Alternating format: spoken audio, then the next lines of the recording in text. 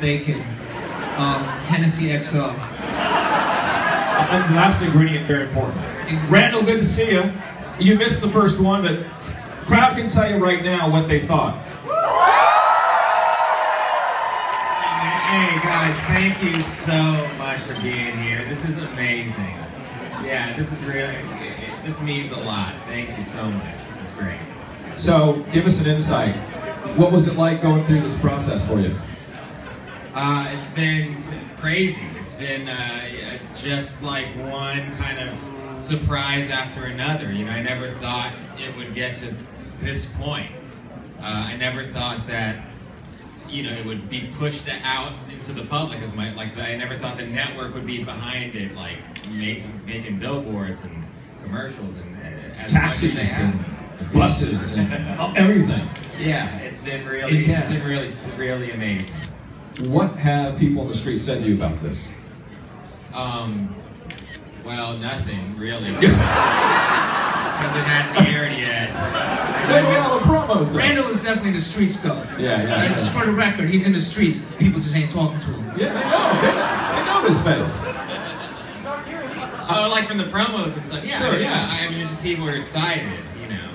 I mean, that's the main thing. I've just been like, especially Asian people, super excited and really just, and also like, well, how the Asian people? A little worried. You know? Oh, worried? How are they worried? Just kind of a little worried and just, you know, make sure, you know, that we hope it's good, you know. They thought it was great. They thought it was fantastic. Beautiful. It's beautiful. Go. You know, one of the interesting things about repping Asian America is there's so much like Asian Americans, for the most part, they're always like, is it going to represent us properly? Is it going to be our story? And it's like, I feel like everybody needs to tell their story so we have like a whole landscape of this. Right. You know, like we need to hear all the stories. Because one person can't represent all of us. Right. Like we can only do it as a group. Well, it's through that difference you see the similarities, isn't it? Because if you think back to the 70s, when we had Sanford and Sons, when we had Chico and the Man, when we had Mr. T and Tina at the time, all of those, we're kind of seeing a resurgence today of that same sort of melange of different groups. But then when you see the different groups... Just as an olive branch for the theme song, I picked a sample from Yakuza Papers, a Japanese loop. There's an olive branch being put out there to the Japanese community. You know what I'm saying? That wasn't easy for me to do. But no, everybody's got to talk. Everybody in East Asia has to talk. I'm interested when you guys were on set. Was there you need to act more Asian, or you need to act less Asian? How did that conversation go? Well, that happened with Margaret's show, right? Didn't they do that with Margaret's show 20 years ago? And they had like an Asian consultant on like the show to like... Did you have an Asian consultant? No, we didn't have an Asian consultant. I never heard act more Asian. Like no one ever said that, or act less Asian. We're covered with Asians. Well, that's a good point, isn't it? Because I was running buck wild when I was driving Melvin crazy all the time. Anytime I saw something I didn't like, I drove Melvin crazy. But isn't that the difference? Because the two of yous, if you look at you, I mean, you're Asian, and you are managing an Asian American sitcom. That hasn't happened before. That's what you were saying, Randall, because before it was put through different eyes. This is through the eyes of Asian Americans. Yeah, it's through the Asian American point of view, which is the key. So then, how did you coach the two of them? What was the advice when they were going through? We all went to go see Eddie's family in Orlando. We did this trip where it was like a research trip. We saw the house. We saw where the actual Cattleman's Ranch was. Now it's Hooters. And it was really eye-opening. I mean, Randall can tell you more about this, but like Eddie's dad took us around Orlando. And the guy is like the Chinese mayor of Orlando.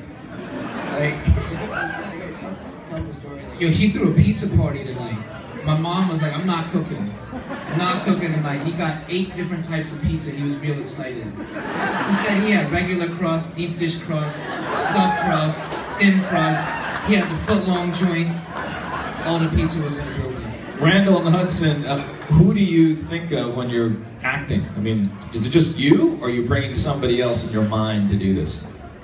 I mean, for me, I'm thinking of, I mean, it's really a combination of people. Like I said, I met Eddie's dad. I mean, the character is very different from Eddie's dad, but there are certain elements of him that I saw that really that I connected to, at least for this character. Like when we were out in Orlando, this guy took us to the old restaurant, and people love, I mean, it's like Eddie.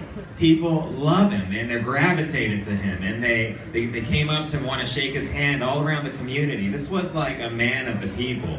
And I thought that was like really unique and special, and something that I could use for the character. Well, for me, Eddie told me before that I should be myself. So that's basically what I did when I act. I love that. That's great. Well, I gotta tell you, people were texting me, I love that little kid. Love that little kid. I said, yeah, he's Jeff's son. Yeah, I think our strategy with Hudson was to pick someone that we felt was close to home. Yeah. And like I could see a lot of myself in, and was like, you run with it. Yeah. You run with it. You take your artistic license and you run with this. I mean, the thing with Hudson was there was something immediately striking about him. He was very natural. He was a real kid. He wasn't, sort of a Hollywood kid, didn't come in trained, but there was something about him. He jumped off the screen and he was magnetic right away. Look out. Yeah. Look out, Randall. All Hudson. So I want to see if there's any questions out here in about 2 minutes. Hudson, right after this question. Hudson, how do you and your dad talk about this experience? Well, most of the time my dad just gives me like good advice and like congratulates me and says, good job, you're great. But then there's sometimes when He forgets to feed you sometimes. there's just like some points when he's like, if you don't have to do this if you don't want to. But he's really supportive. That's awesome. And do you want to do this? Oh yeah. Did you But yo, if Hudson ever decides he doesn't want to do it, like we all gotta let him. Yeah. Go. You know what I mean? Like he gotta be able to be a kid. That's the biggest. Is this your career? Are you going to do this for? Are you going to be an actor? Is this what you want to be? No. Why not? I can't hear you.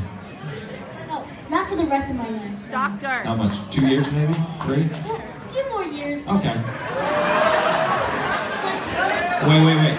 You hang out with this crowd right here, and they're going to keep you because they're going to say this guy rocks. You want to say something? Well, Jeff Yang's coming too. He's the best stage mom in the business. Yeah, he's also because he's been on TV a lot for this Father of Actor, his new title. Because I want to talk to him now, Father of Actor. All right, who has a question out here? Anybody in the front? I want to, please. You over there? Great. Okay, super. Name, where you're from? I'm Dan. I'm from here. This question's for Eddie. I first heard about you. Dan, for long-time listener, first-time talker. Huh? Sure, whatever you want. I first heard about you a few days ago, and I learned about this event. Just curious, what motivates you? What drives you? Did you buy the book?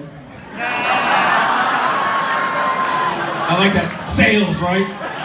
Can I get one for free?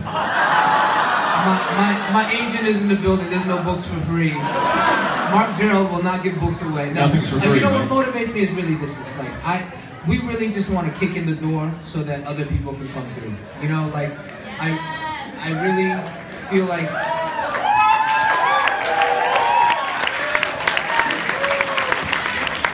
Like obviously, I make money on the show. We make money. I'm going to Chase Bank. How much? How much? I do pretty good on the You show. do okay? All right. Forget the book then. Why don't you ask about the book? We drive the Porsche color hot banana, you know. But Yeah. the thing is, you know, really the thing besides that, the obvious motivation. The thing is like, you know what? I love to write the books. This is not the exact version of it. Right. And like, I really consider artistic integrity, but I do this because I feel it's important to create a pipeline to deliver Asian content to the rest of the world. Question 2. What is the state of the Asian American Pacific Islander pipeline? I mean, it's frozen. Frozen? What do you guys think? What do you guys think? This is the first real product. I think I'm hoping that's the first and the first of many. Is it good? Is what? The pipeline. The pipeline is being built, and I think if this works and we support it and we keep it on, it's the first of many. And I don't, ultimately the goal is for this not to be special. It should be, it shouldn't be one thing where we get, like, I love that 1,000 people showed up for this, but like it should be a thing that doesn't require that. And Randall, you've been doing this for a long time. Yeah. Oh, and this is Not 2000. Come on. All right. 30 years. Whatever it is. I mean, what's the state of the pipeline on the executive producer side? Well, I mean, I'm not an executive producer. But you see them because you're out there. Yeah, as an actor, I feel like, it's like slowly progressing, and I feel like our show is a big part of that. I feel like on YouTube, you see a lot of growth. You see a lot of people making content, a lot of Asians doing great things, and I think that's fantastic. Movies, you don't see much at all, so it's like there's still a lot of progress to be made. But I think what Eddie said earlier is exactly how I feel. It's like I hope that this show really kind of opens the door for more stories, more voices. It takes a brave person to tell their story. For us, it was Eddie. He told his story. That was the spark to this show. We need more people telling their story so that there'll be more diversity amongst the Asians represented out there, and all other groups that are kind of traditionally underrepresented. By the way, did you like it? Oh yeah. All right, good answer. It came from the heart. Awesome. You saw this. You have a question for the panel today? Well, actually, I have comments. I'm a family friend of the other black kid here. So I've known Hudson from the time he was a little peepsqueak. He was my son, and so he's like an adopted son. And I tell you guys, it's genuine. He's real. My name is Philippe, and the other thing I would like to ask. Jeff, specifically, I'm going to put him on the spot a little, because I read the book, Eddie, and your book is fantastic. I think everyone here should read the book, because, in all fairness, there are certain things that an 11-year-old Hudson will not be able to say on network TV, that Eddie's going to be really honest in the book, and it's fantastic. And if you want to, you could read it with your kid and know what to censor, etc. I just think it's a fantastic experience. And everyone, as he said, should sit down and say, what would my story be like? Your trip to Taiwan, for instance, and all the other parts that's in it. I don't know if that's going to make it to the television. I hope it does. It would be very fantastic. Season 3. Yeah. Definitely season 3. And, I'm looking forward to all of this. And I'm hearing what you're saying about, Asian television and actors and so forth. But I watch so much Asian movies from China and other parts, not just the Kung Fu stuff, by the way. So when you said it's not there, it's there, but people have to go out there and look at it and open up to it. There are great directors out there. So, did you read the book to him?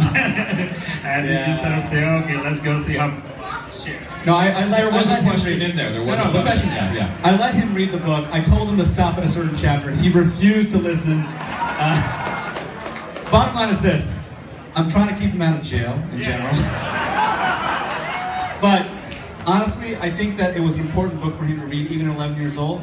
And we had to talk about some stuff. But the reality is this.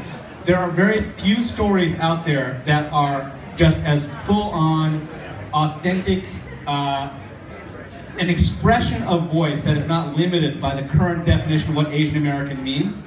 And that, I think, is what's interesting and important about Fresh Off the Boat, both the book and the show. We're getting to a point now where all the tropes that we laugh at today, they're starting to not make sense anymore because there are people like Eddie Huang. So, thank you guys so much. Jeff, what's it feel like to see your son doing this? Are you jealous? Come on. No. I will be father of the boy, FOTB, forever. That's what I'm happy to be. All right, we're about to see another episode of Fresh Off the Boat, guys. Go. Jeff does make a cameo later this season. He does, and we should start a contest to find him.